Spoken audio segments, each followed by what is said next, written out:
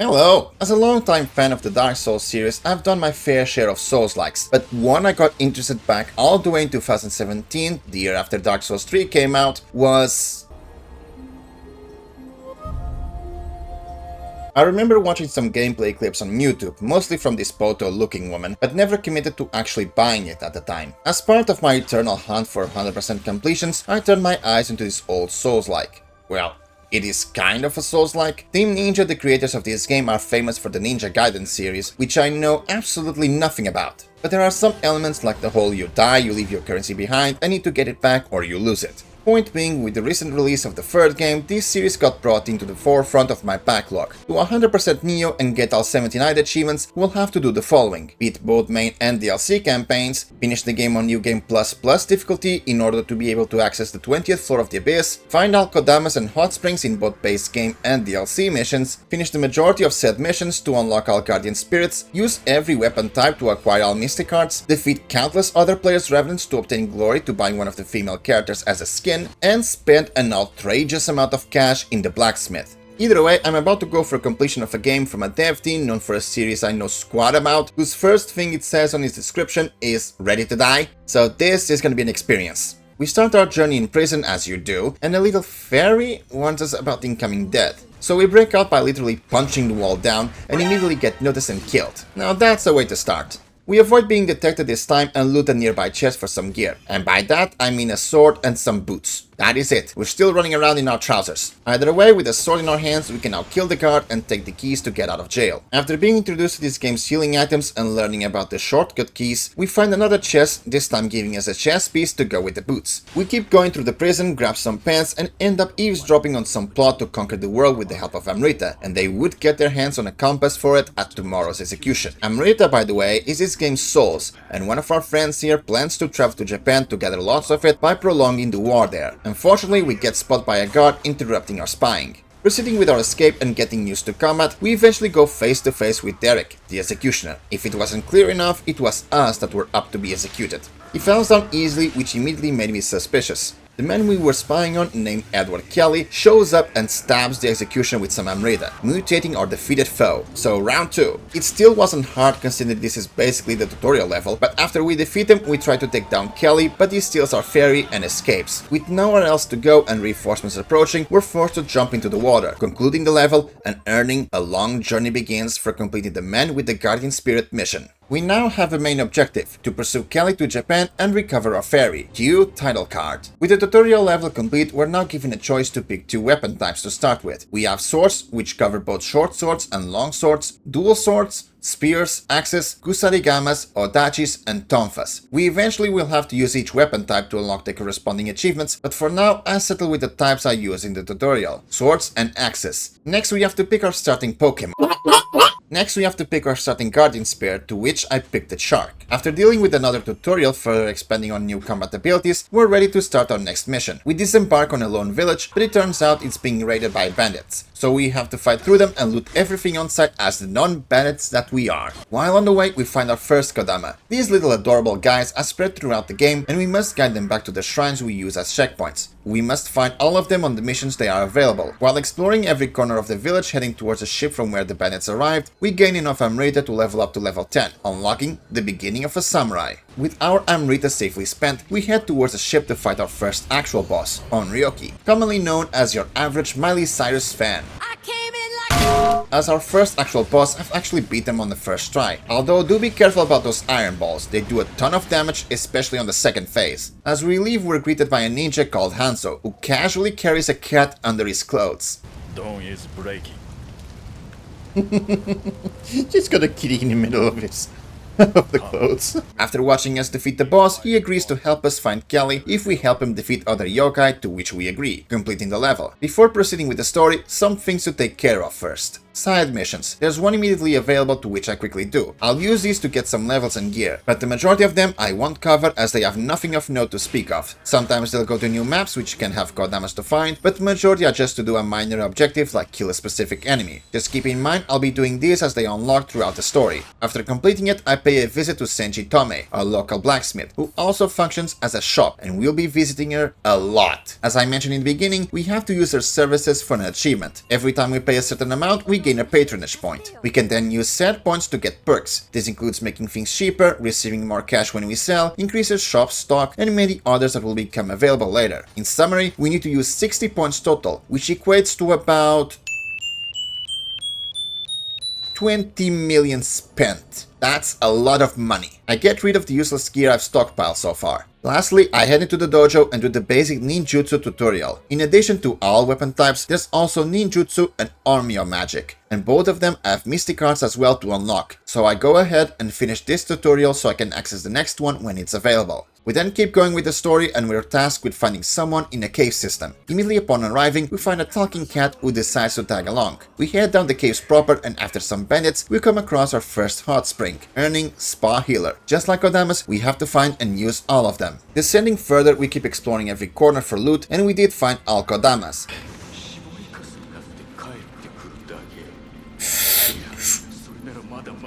Ah!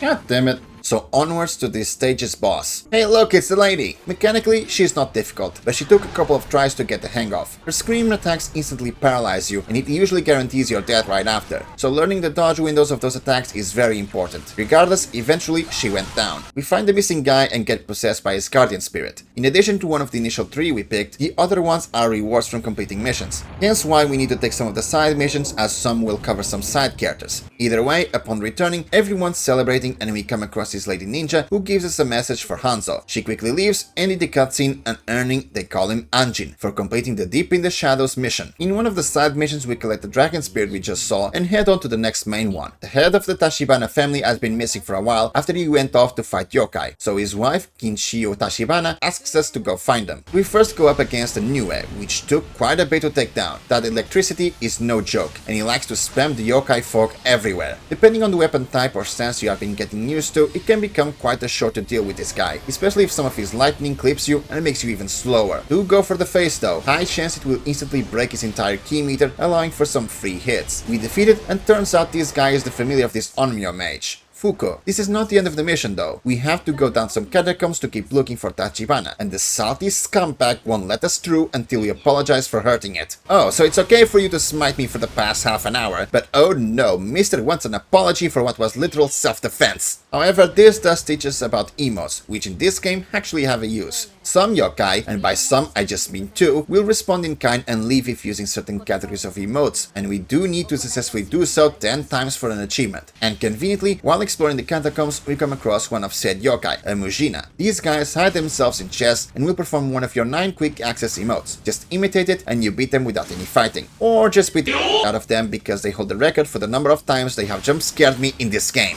Hold your comments. Know that while editing this video, I've discovered the difference between a normal chest and Mujina. Normal chests have 2 horizontal golden lines on the corners, while Mujinas have 3. I still hate them though, and their oversized scrotum. The other type of yokai is a Murikabe, who will disguise himself as a wall. I guess this is this game's version of illusionary walls. To make him go away, you have to correctly guess which type of emote they'll accept. Positive for blue, neutral for yellow, and negative for red. Get it wrong twice and he'll attack. Heading deeper, we come across Tachibana's wife, who accompanies us through the rest of the catacombs, which I kinda am grateful for. She deals a lot of damage. We eventually come across Tachibana, but the wife seems to have other plans. Anyway, turns out this Tachibana was Kelley in disguise, while the real one was injured in the corner, so he gotta deal with a faker. The only tip I have is if you see him spinning his sword, interrupt him if you can, otherwise he will shoot it and try to style on you. Once defeated, Kelley will take the Amrita in the chamber and escape, but at least we saved the real Tachibana. The wife gives us her sword alongside her own guardian spirit, a pink puppy, and there's a green one for us to collect later. We unlock the novice tutorials for the melee weapons and Onmyo, so we do those as a prerequisite for the mystic cards later. In one of the side missions, we team up with Kinshio again to find a present for her husband, and since she inflicts lightning damage while I was using my guardian spirit, who inflicts water damage, we unlock Master of Chaos for having inflicted the Confused status effect, which happens automatically when 2 different elemental ailments are inflicted on a character. Additionally, we do a side mission to fight the head of the family properly, and damn is this guy harder than the copy. Plus he summons his dog to slow you down too. Took me quite a few tries to beat him. Regardless, upon his defeat, we unlock the green dog. With everything done, we can now move on to the next region. Things cannot ever go well though, and we're forced to port early due to an Umibozo. Hanzo in the meantime asks us to help the local lord. Supposedly the silver mines have been infested by yokai, so we go clean house. Literally, the place is filled with these rocks that spew poison gas. Our boss this time is a giant centipede, and you guessed it, poison is still around, so we have to use the air filters to keep it at bay while dealing with it. To be frank, I still to this day have no idea how to deal with this guy. I kinda just winged it. He appears to be a puzzle boss, I'm guessing, but it doesn't seem clear what you're supposed to do. I turn on the air filter, hit his tail, which makes some pieces split up and run off, but then what? Attacking his head seems impossible as he stands up when he stops moving, and hitting the remaining pieces seem to deal mediocre damage. I managed to defeat it, but it took a while. I dealt the killing blow with my super and put an end to this bug. Next on the list would be the side mission, The Three Angry Gods, as it awards the guardian spirits that we didn't pick at the start. After dealing with Team Licky Tank over here, we can move on with the story. The ship has to be repaired, but there's no point while Umibozo is still around, so we have to kill it now. This guy can be a tough nut to crack, but there's something we can do to help, and that we need to do anyway if we want all achievements. In this mission there are 3 torches that will light their matching bonfire inside the boss arena. These bonfires are extremely useful. As long as we don't use them to buff our weapon, they will remain lit and kill any minions the boss spawns, so we can focus on the giant sentient water. When we lit the last torch, we unlock Keeper of the Flame and we can focus on the boss now. Once we defeat it, we witness a cutscene where Kelley is offering his help to one of the sides of the war, earning an agreement forged for completing the Ocean Roars Again mission. Next, I decided to tackle one of the Twilight missions. In short, they are tougher versions of the main missions, providing opportunities for better loot. 2 of these will rotate daily, and in order to access the available ones on the current day, you need to beat their respective main mission. So if you haven't done their counterparts, you're kinda locked out of them for the day. After defeating the boss in one of these, we earn Twilight Walker. On one of the side missions, we unlock the Bad Guardian Spirit, and now that Umibozu is gone, we can sail safely and meet Lord Ieyasu, or at least his body double. But hey, I see 2 more spirits to add to the collection. On a side mission, we go against an arachnophobe's worst nightmare, unlock the Spider Guardian Spirit, and more importantly, meet Tanjo, unlocking the Hidden Tea House. This is basically the game's version of clans. Offering certain items gives you rewards, but it's also where you can spend the glory we've been getting from defeating revenants. Just like the Souls trilogy, whenever a player dies they leave behind a bloodstain, showing how they died. However, in Nioh, you can actually choose to fight said players. By approaching any of these bloody graves, you can summon an aggressive NPC that is using the same gear that player had. Defeating them offers a chance for them to drop said gear as well as glory, which you can then use in the Hidden Tea House. The things we'll be looking for are emotes and one of the female character skins, which for some reason are the most expensive skins in the shop. This will likely be one of the last achievements we'll get. Proceeding with the story, snow started falling in the middle of June, with its source appearing to be coming from Onoji Temple. Of course, it's none other than one of the most famous mythical creatures from Japan, Yuki Onna, the Snow Woman. I definitely got lucky having some fire enhancements with me that dealt a lot of damage to her. She was the wife of Oda Nobunaga himself and was forcefully revived by Kelley. As a reward for letting her rest again, we received the Butterfly Guardian Spirit. While leaving, we come across the young Onmyo mage we met earlier alongside their master, Tenkai, which tells us Kelley has been spotted heading to Mount Hiei, northeast of Kyoto. While dealing with the unlocked side missions, I tried my hand at forging something, unlocking latest masterpiece, and obtaining another Guardian Spirit. Back to going after Kelley in Mount Hiei, we see an old nuisance, the Nioh, who the game specifically tells us is not our main target. So, of course, we beat the crap out of it, earning Nioh Slayer for having defeated this mini-boss during this mission. Upon reaching the top, we're too late, and Kelley steals the Amrita, which breaks the seal on the evil spirits contained here. In a last resort, our cat spirit friend sacrifices himself and takes all the spirits into his body, so now we have to put him down. Once it is done, the Onmyo mages re-establish the barrier, but unfortunately, we have to say goodbye to our kitty. We earn Wandering Spirit for completing the Demon of Mount Hiei mission. In honor of our cat, we unlock 2 more achievements. We decide to do some shaving, earning Fashionista for changing either our hairstyle or beard, and while fighting a bigger version of Onmyoki in a side mission, I unlocked Ultimate Pro for having reached max proficiency with any weapon. Proceeding to the next region, Hanzo was ordered to protect Lord Ieyasu, and to reach him as fast as possible, we take a shortcut through Hanzo's grandfather's domain in Iga. We arrive traveling through the confusing mansion and end up fighting a giant toad, who turned out to be Hanzo's master. Immediately after, while at the blacksmith, I change an item's appearance, earning Refashion. Then head to the next main mission. Some red lilies are blooming out of season, releasing a miasma that is devastating the crops in Futamata. We find the source being the Ogress. She's actually not that bad. A lot of her attacks will outright miss if you're directly next to her, and you can actually abuse this. Just be ready to immediately get out of there, as after those moves miss, she will likely use something that will hit you there, like her grab. After we put to rest his grieving mother, the lady ninja from a while back shows up, and she reveals she's Ieyasu's daughter, who ran away from an arranged marriage to become a ninja. We also are given a guardian spirit, the Hare. In one of the side missions, we visit a bathhouse looking for the blacksmith's grab, grandfather. Oddly, there wasn't a boss fight this time, and we end up finding the old man, earning legendary swordsmith upon finishing the mission. Now he is available in the blacksmith as well, unlocking new patronage perks we can purchase. For the next chapter of the story, we finally meet Ieyasu himself, earning a question of intentions. At Edo Castle, Kelley is brainwashing samurai to kill each other, while the women and children watch in horror, our Lady Ninja among them. To stop this, we have to get in, but all entrances are sealed. Hanzo, however, has a not particularly favorable idea, going through the sewers, trudging through literal actual shit, to the point we even gain an aura. In there we find a Mujina. After successfully imitating the emote once, we earn yokai telepathy for communicating with 10 yokai. On the way out of this stench, we meet an extravagant individual who asks us to give him dung balls. We'll come back for this guy later.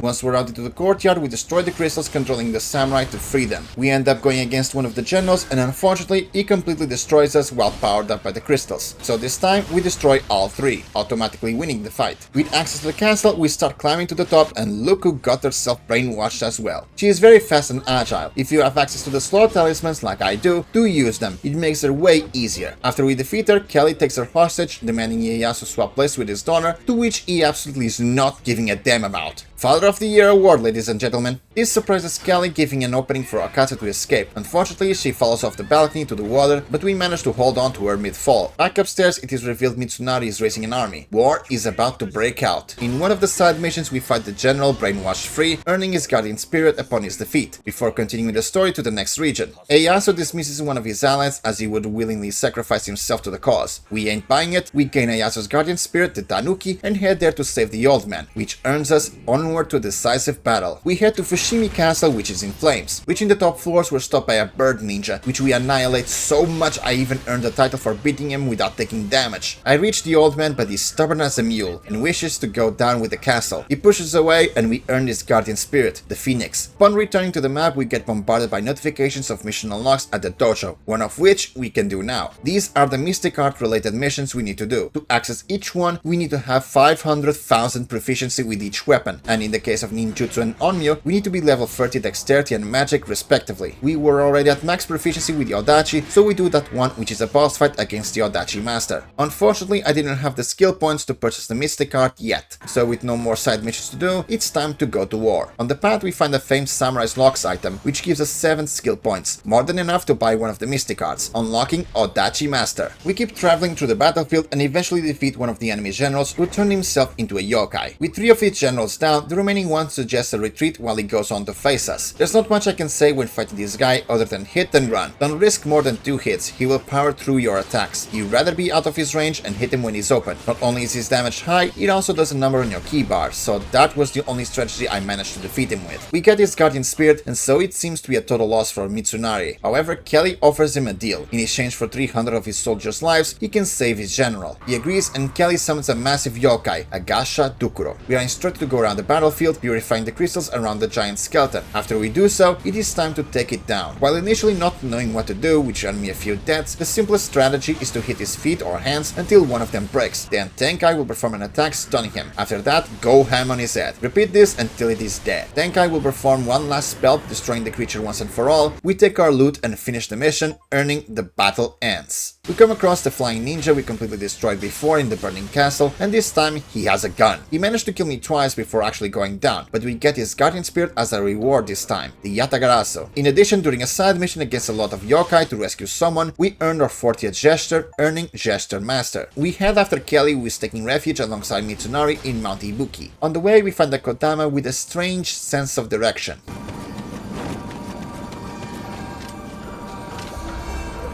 Really, you're lost? Are you blind? Like legit? Guide to shrine. At least a few steps away.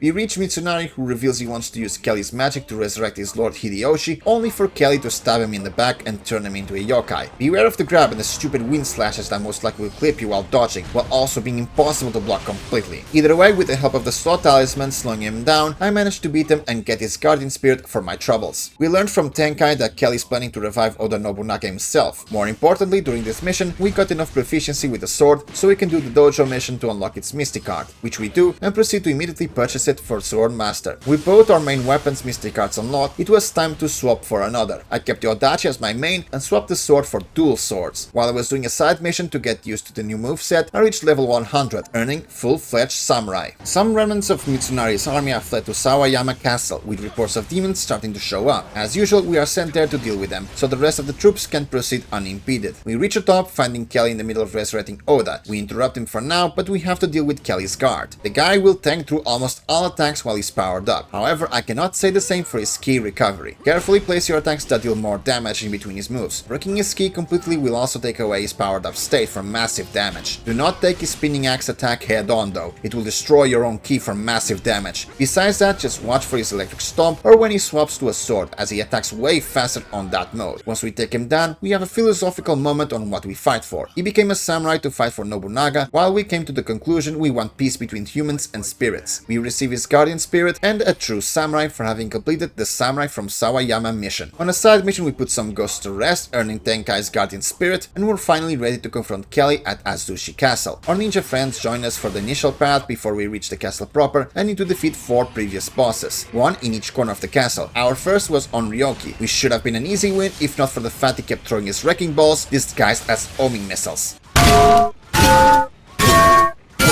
Eventually goes down, 1 out of 4. While exploring the central castle, we find the Murikabe, which was hiding the last hot spring of the base game, earning Spa Lover. The second was Nioh, which we beat almost hitless. However, the third boss was Ino Enma, which I happened to mistime one of the dodges, resulting in my death again. These unblockable homing moves with huge hitboxes are really starting to get on my nerves. The last one would be Jorogumo, which I quickly died due to impatience. While on the way to retry, I noticed a Kodama, and this happens to be our last of the base game, earning Kodama Leader. After a few more attempts, Jorogumo goes down and we can finally proceed up the castle. Kelley has successfully revived Oda Nobunaga, which we now fight. I think so far Oda is one of my favorites. He keeps swapping between elements, which improves 1 or 2 of his moves. However, this boss fight doesn't last when we reach about a third of health left. Oda simply chooses to leave as he won't obey Kelley and has no lingering regrets to remain. Luckily, we get his guardian spirit, the peacock. Furious, Kelley runs away, so we take chase. Once cornered, it is now time to defeat him once and for all. He uses his guardian spirit to summon all elements and has a grab which can be a death sentence. As soon as he finishes that grab, he will try to use his tornado attack, which can clip you while you're trying to get off the ground. Furthermore, at some point he will start to use a parry, in which he will immediately teleport behind you and attempt a grab, so you cannot be too aggressive to fall for it. Do punish him when he fails though. Besides that, he works exactly as any other human NPC, although due to his unique animations, it takes a bit of time to get used to his moveset. Still not giving up when defeated, he jumps off and uses all the Amrita he has stored to resurrect the fabled Yamata no Orochi. Each head will approach the edge of the roof after an attack, so they can be harmed. Beyond that, it is just a matter of avoiding each head's attacks until the last one. Mechanically, it is a simple boss, but the elemental attacks of the heads that can see you can be annoying. We almost managed to beat it on the first try. Once we defeat the final head, it is finally over. It drops our first divine items, earning Divine Obtainer, and we deal the final blow to Kelley, discovering there's a mastermind behind them. With this dead, we recover our fairy, Saiorse. Hanzo arrives intent on taking our life to prevent more abuse of Amrita. However, we call it out and reveal we plan to disappear. Hanzo reports back with the lie that we are dead, but they also ain't buying it. This concludes the main story, earning freedom restored for completing the Demon King revealed mission. As we've been using the dual swords a lot, we unlocked its Mystic Art mission, which we beat easily. However, me being a forgetful idiot, it completely slipped my mind to buy the Mystic Art while I was selling gear at the blacksmith. Don't worry, I'll inevitably remember about it. It was time to deal with the epilogue. We must deal with the mastermind behind Kelley, so we return to London, where this journey began. We come across Derek, our first ever boss, who's still a demon. When we defeat him a second time, we unlock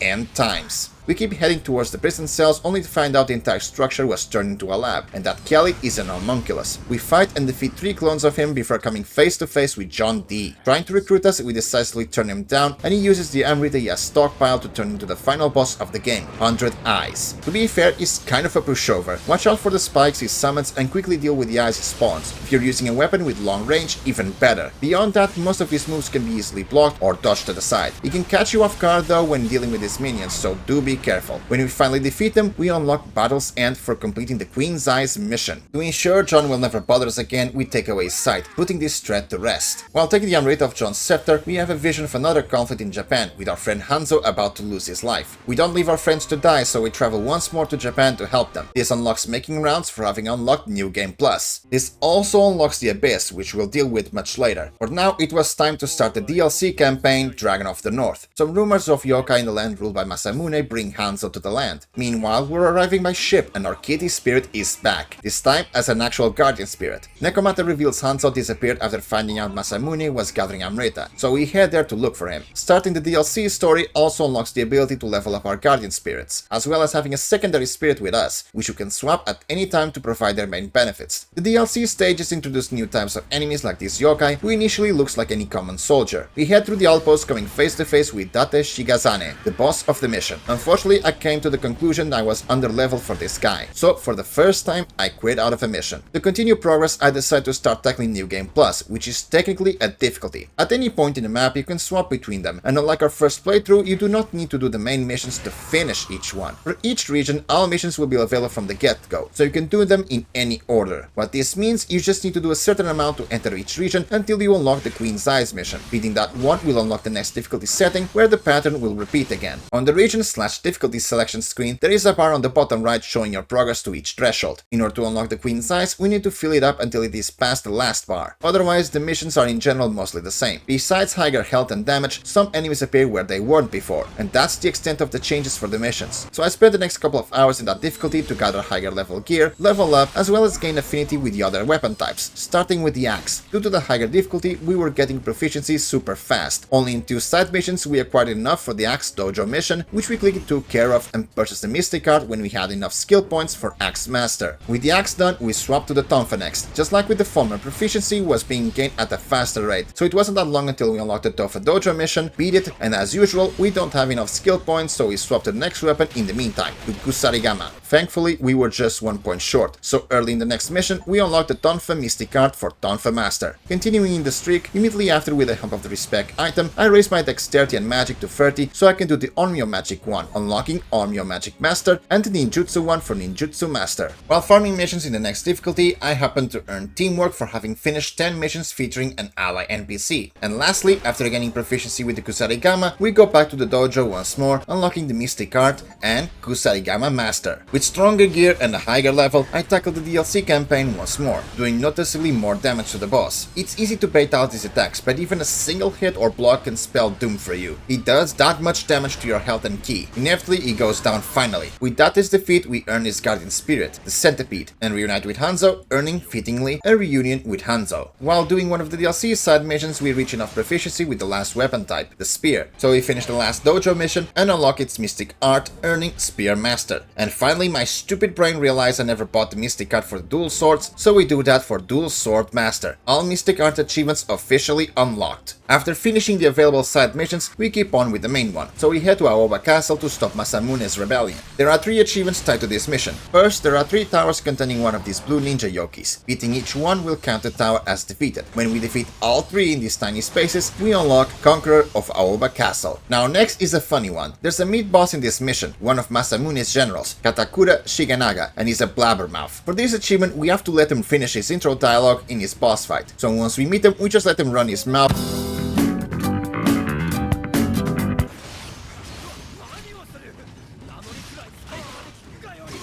Okay, so that's the guy I needed to, okay. Okay, this time we do let him run his mouth. Good listener unlocked. We promptly defeat them swiftly and keep heading towards the castle. As I already done the side quest, this was the last mission where I had to find out Kodamas and Hot Springs for the Dragon from the North DLC. When we do find them, we unlock Oshu Guide for the Kodamas and Hot Spring Enthusiast for the Hot Springs. With those out of the way, it was time to face Date Musamune himself and put an end to this rebellion. Oh, give me that! I want that! What, you figure you're the only one who has it?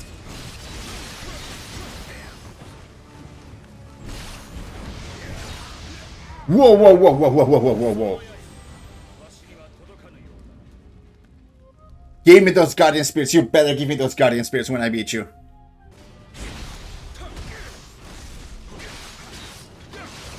Got you. Oh, it's the end. Okay. Give me that. Give me that dragon. I want this your dragon. Give me.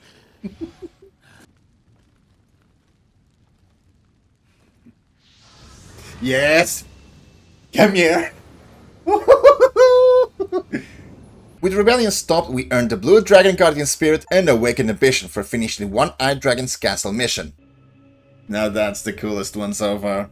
After trying to get the good effect on my armor at the blacksmith, we earned a lot of patronage points, and this means we finally obtained a total of 60 requests, earning regular smith customer. This DLC campaign wasn't done yet. There was still one more main mission against the mastermind that stoked Date's rebellion, Maria. This mission is just this boss fight, there's no other enemy in it. She was legitimately tough. Once she powers up for the second phase, she literally wasn't getting stunned at all, which made it very difficult to get a hit in between her attacks. Eventually I managed with the help of slot talismans, but damn it, did she make me work for it. We're about to deal the killing blow, but she creates a teleport circle and runs off without the Amrita, intent on using it to stoke more Flames of War, setting up the next DLC campaign. We earned the Smoldering Flames of War for finishing the Spirit Stone Huntress mission, and therefore completing the main story of the first DLC. So onward to the next one. As implied with Maria's escape, a war is about to break between Lord Ieyasu and the Toyotomi clan led by Yodogimi. We head to Osaka with our first target to stop this, being Sanada Yukimura. Maria is attempting to convince him to use the Spirit Stones, but he denies her, and that's when we arrive at the battlefield with Date's army. Now this particular mission was an absolute pain in the ass to do. The battlefield is split into 3 sections. In each one the area is constantly bombarded with fire arrows that will 99% of the time kill you on the spot, and worse, on the second and third sections a giant flaming boulder will also home in on you and destroy your cover. Add a cherry of enemies on top, and this is a recipe for one of my most hated missions in this entire game. To stop these rains of fire, there is a cannon in each section that we can use to deal a blow to the stronghold and put a stop to them in their respective section. As you can probably already guess, there is an achievement for successfully using all 3 cannons, but this isn't as simple as just making our way to them and shoot. No, you have to obtain the cannonballs first. Now the first 2 are given to you early by Katakura if you speak to him. However, the third one is another beast. I was not finding it for the life of me. I was going around in circles multiple times, dying countless times to either enemies or the fire arrows, and I still could not find that damn cannonball. How about trying to grab an item, but some player died on top of it, so your character keeps trying to summon a revenant instead out in the open, only for it to not be a cannonball. Finally, I tapped out to check online, and guess where it was? In this random body surrounded by fire when coming out of the giant trench. We use it, putting an end to this damn achievement, British militarism. All we had to do now was head to the end and beat the boss, only for the developers to introduce the most hated type of enemy in Souls-likes, dogs. And not just any normal dogs, ninja dogs that throw shurikens. What kind of are these devs smoking? We reach the boss, which, surprise, it's a ninja. The only thing worth watching out for is that damn slide, that comes out fast. Otherwise, there wasn't much difficulty defeating him. We then promptly end the mission, earning infiltrating Sanada Meru and take a break. After coming back later and doing some side missions, we head to the next main mission. In this specific one, there are multiple mini-bosses spread throughout the area. There are Sanada's 10 Braves, and by defeating all of them, we unlock Will of the Sanada. Lastly, we reach Sanada himself as our boss fight. Similar to Date, he has 2 elemental power-ups that he will keep swapping between throughout the entire fight. Just like with Maria though, the slot talismans came in clutch for me. Once he's defeated, we earn one of his guardian spirits, and Maria reveals herself. She has been speaking with Yodogimi, and she's way more accepting of using the spirit stones than Sanada. She quickly disappears after revealing this info, and a call for peace is sounded throughout the battlefield, putting a stop to the war for now. We are shown a glimpse of Yodogimi watching the battlefield from afar, and we earn Gesture of Reconciliation for finishing the Saint of Virtue mission. This concludes the main missions of DLC 2, Defiant Honor. We then tackled one last side mission of this DLC because we were still missing Kodamas and the hot springs here. As a result, for the latter, we earned Cleanliness is next to Godliness, and for the former, Battlefield Guide. Now it was time to hit for the final DLC campaign, Bloodshed's End. Peace negotiations break apart as Yodogimi is preparing to go to war. Again, Sanada keeps insisting on not using the Spirit Stones and heads into the battlefield once more, so we have to go defeat them for the second time. This mission does a reverse with the cannons. Instead of using them, we have to destroy the cannons themselves, at least all the ones that can be destroyed. This means using a ranged weapon or one that inflicts fire on a nearby powder keg, or lures some of the zombie yokai who have one on their back. When we destroy the last one, we unlock Cannon Fodder. We face off with Sanada once again. He has some changes to his moveset, and this will be a completely fine fight.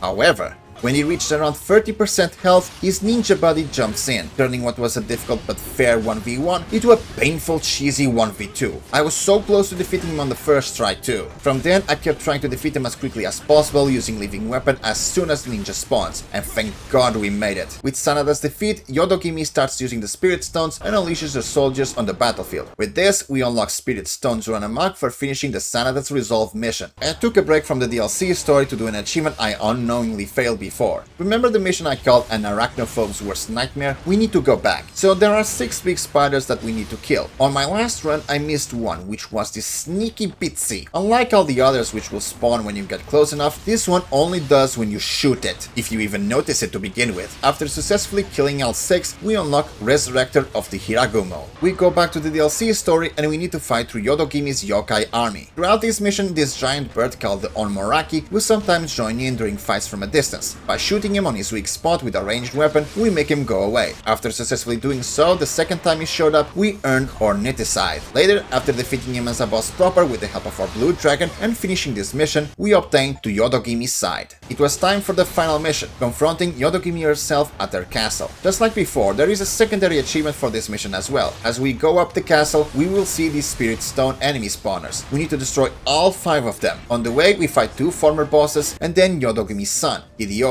Out of all the bosses, this guy is definitely the one that made my nerves stick. I spent over half an hour just dealing with him. He's very fast and uses both fire and lightning, with the latter slowing me down even more. Trying to slow him back with slot talismans didn't help much as I quickly recovered from it. Later he spams the yokai fog and projectiles. Oh, and let's not forget, he can do a parry that will one-shot me. I absolutely despise this mama's boy. After we defeat him, it's revealed he wasn't a real boy and was made from Spirit Stone. On a twist of fate though, Sanada joined us for the final section, gaining his other guardian spirit in the process. Immediately after this boss room, we find our final Kodama, earning the ultimate guide. Then we find the last 2 spawners and destroy them, earning the Sinister Arts. With the secondary objective completed, we reach Lady Yodogimi and Maria. Sanada finally notices there's something wrong about this lady, and we discover she's being possessed by a yokai, the Nine-Tailed Fox. Compared to Hideyori, this boss was way easier. Yes, she does have the damage to back up her final boss status, but we do have Sanada as an ally for the entire fight, which helps to drag her attention away sometimes. When we deal the final blow, we earn Yokai Quelling Master, for having defeated at least one of every type of yokai in the game. With its defeat, Yodogimi returns to normal. We gain our guardian spirit and leave them for their moment. We reunite with Hanzo and decide we keep protecting the land from people who seek to abuse the Spirit Stones. We see the kitty one last time and leave, finishing the Bloodshed's End DLC and earning Turmoil's End. With the story out of the way, after tackling some side stuff, the majority of the grind now will be to unlock the higher difficulties to level up and get better gear, but also to raise the max level of the Abyss. So a quick fire round. In a side mission while helping Fuku, we find the last hot spring, earning Wrinkly Soaker. We complete the double boss fight mission, Hands of the Dragon, earning Eluding the Dragon, fight Date a second time and defeat him, collecting his other guardian spirit and earning Friend of Guardians for collecting every single one. We then go back to this crazy fella, Ryonoshin, whom we met during that main mission a while back where we went through the sewers. He is very centric about poop, so we need to farm these mud yokai as they can drop dung balls. After we give him 30 total, he gives us his helmet, which unlocks Dung Ball Roller. We rush through missions to unlock the Queen's Eyes, which we complete, unlocking the next difficulty, Way of the Demon. This difficulty setting changes 2 more things. First, some enemies will now spawn with added buffs. They will be glowing red to signify this. Once we beat them once, they lose the buffs for the rest of the mission, no matter how many times they respawn. The second and most important change is that divine equipment will now have a plus modifier to their stats. For an achievement, we need to have all our weapon and armor slots filled with plus 15 divine items. The logic will remain the same though for Way of the Demon. Do the easier or faster missions to reach the threshold necessary to unlock the Queen's Eyes. Being more OP now, we go back to earlier difficulties to deal with this gauntlet against Tate's army. Once we defeat everyone, we unlock From Heaven on High for finishing the Sparrow Flies Again side mission. After we keep going with the grinding Way of the Demon and make it back to the Queen's Eyes, we defeat Androdice once more and unlock the next difficulty, Way of the Wise. Now this one is a game changer, because it introduces the ethereal rarity. If I want to reach the 20th floor of the Abyss, I want to be as prepared as I can, and this new tier of items will help me with that. Since there's also divine items aplenty, we collect a set of plus 15 items, equip them, and unlock the Chosen One. Having found my favorite set of armor, at least aesthetically, like a maniac, I grinded one of the mini-bosses in a DLC mission to try to get its smithing test, so I can craft it, and I found it. This will be the armor I'll be using for the remainder of the game. While I was selling my loot after a random mission, I noticed I had collected a certain item. Yet the mirror!